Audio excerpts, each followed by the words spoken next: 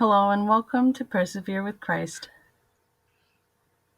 This is our 30th episode, which is great. Our guest today is Rod McInnes. And the plan is for me to sign the gospel and then turn it over to Rod for his reflections. All right, ready, Rod? I'm ready. Father Sean. A reading from the Gospel of Luke, chapter 2, verses 41 through 51.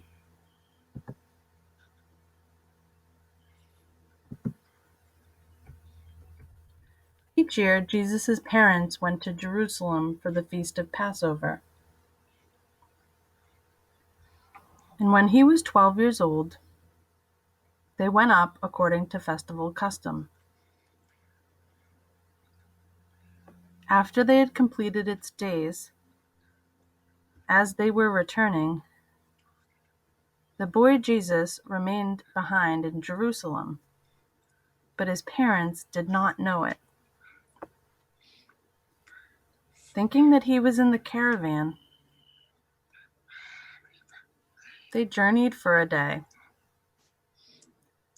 and looked for him among their relatives and acquaintances. But not finding him, they returned to Jerusalem to look for him. After 3 days, they found him in the temple, sitting in the midst of the teachers,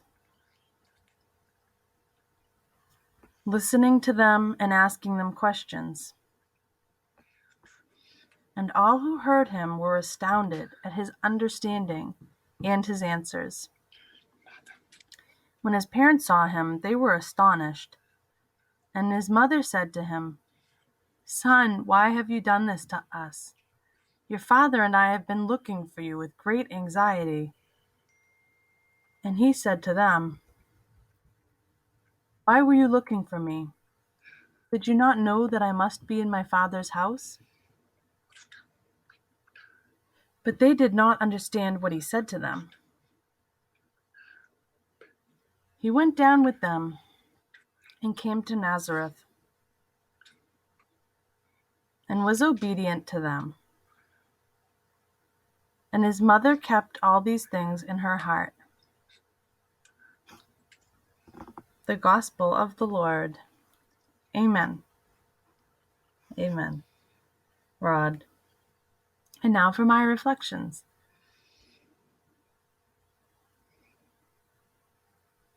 The Gospel shows Jesus as a regular Jewish boy. He was 12 years old at the time of this story, and he had been obedient to his parents all his life. He followed the laws and Jewish customs. He studied the Torah.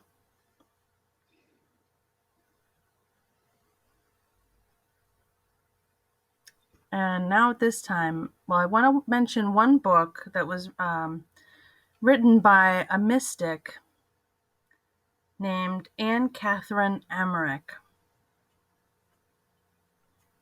She was a visionary back in the 1700s, and she was German. Now she's blessed. She hasn't been canonized yet, but it seems as though God chose her to see things that were part of Jesus' life in his time many years later. And then she wrote down the accounts of what she saw in those visions into a book. It added more details to the gospel stories. Now, please understand, it didn't change it at all. It just had more specific information in it to flesh out the story. So in this book, in this record that this mystic wrote down, she said that Jesus had started going to the Passover when he was 8 years old. So he'd been going for 4 years. And when his parents left, he went with a group of other boys and stayed, similar to the year before. But somehow, this time, Jesus walked alone to Jerusalem.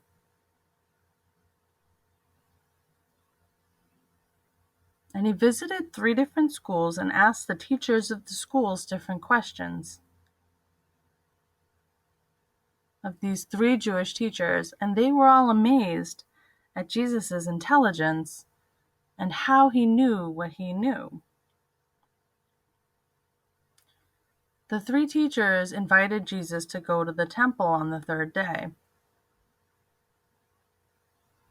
and asked more in-depth questions.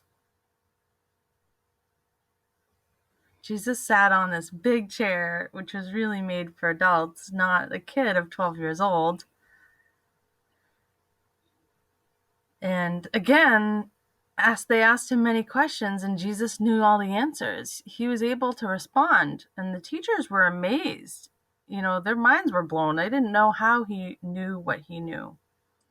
But eventually they became angry because they were surprised at how much he knew. They didn't think he ought to know the answers.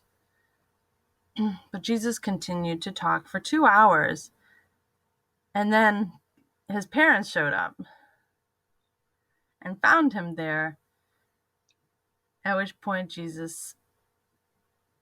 the parents said, "Where were you? We were looking for you. We were so scared. We've been looking for you for 3 days." And Jesus says to them, "I'm doing my Father's business in my Father's house."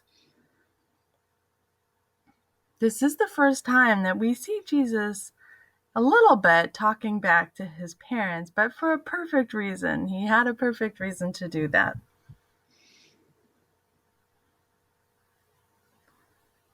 And then at the end of the gospel narrative, Jesus and his parents went quietly back home to Nazareth. The parents were shocked to find Jesus in the temple. They didn't understand at that time what all this meant. Jesus was a very obedient son, and he did follow his parents' instruction. But the parents, Mary and Joseph, were slowly beginning to realize that Jesus was doing God's work.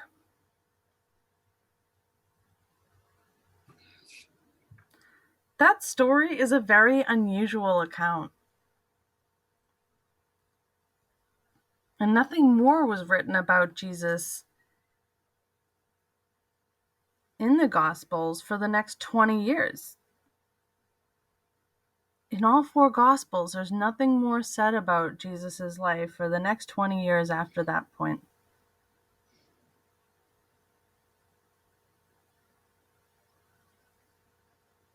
So this whole story really shows Jesus as a Jewish boy following the traditions, but growing in favor with God and growing in favor with others. He was doing his Father's business. When he was ready, he was preparing for it. So those are my reflections. Thanks be to God. Father Sean. So you mentioned there's 20 years of no written record of Jesus' life. I'm wondering if it's maybe more like 18 years, because I think, about 20 years. Yeah, right, because I was just curious. Jesus started his public ministry when he was 30. Also, you're right. I think that this gospel is very vague, because we don't know a lot about Jesus' childhood.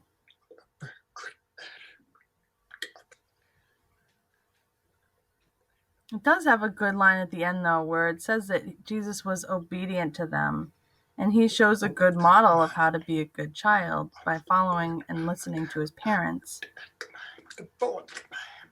We know that in the 10 Commandments, the 4th commandment says, honor your father and mother, and we have to do that because the parents have a duty to raise their kids and teach them right from wrong.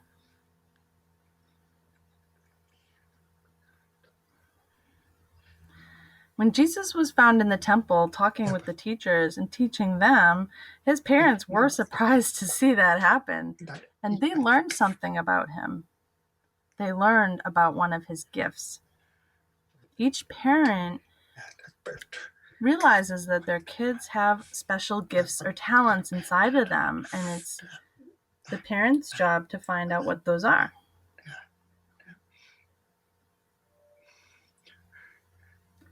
Rod. Yeah, you know how at the temple there were scribes?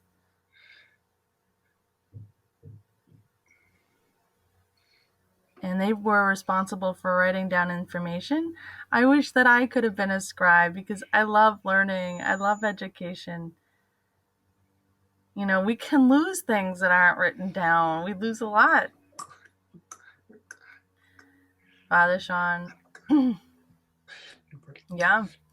When you were a kid, Rod, when you were growing up, and you look back, do you think that your parents were able to find the gifts in you and unlock those gifts? Rod. Yeah, my parents noticed that I could speak well, and they decided to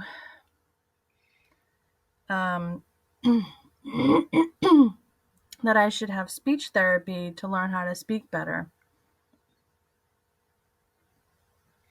My English skills were good, and then they decided to send me to Clark School for the Deaf, which is a wonderful place. It has a great language program. My parents recognized my skills that needed to be developed. So I'm thankful for that. They really helped to get me ready and prepare me for high school and college, which were very tough. I'm sure you had the same experience, Father Sean. Mm-hmm. Exactly. My parents moved 7 times from northern Maine to New York to the first deaf school there, but at that time they didn't allow kids to go beyond 3rd grade. So my parents contacted the John Tracy Clinic in California and asked for, what they recommended, and they recommended that I transfer to Clark School for the Deaf, which is where I went through 8th grade. I received a really good Catholic education there too. They taught me about my faith. Father Sean, right. I went to the Clark School for the Deaf myself, and I really applaud that place because I think it prepared me well for high school and college. Because they were both really hard. And at that time in high school, I didn't have any interpreters in the class, but then luckily in college I did. So I do feel like Clark School prepared me well for my life as a mainstream student. Rod. Yeah, I think that Mary and Joseph taught the Torah to Jesus, and they helped him to study and prepare. And you're right. The parents cherish their children. I think we were both lucky that our parents cherished us. Father Sean. Right. The parents are the first teachers. It's not up to us. It's up to the parents to teach their children, especially in teaching them the faith. Well, thank you for your time and your reflections. And it was nice sharing the discussion as Clark alum. All right. Well, God bless you. Take care. Bye-bye.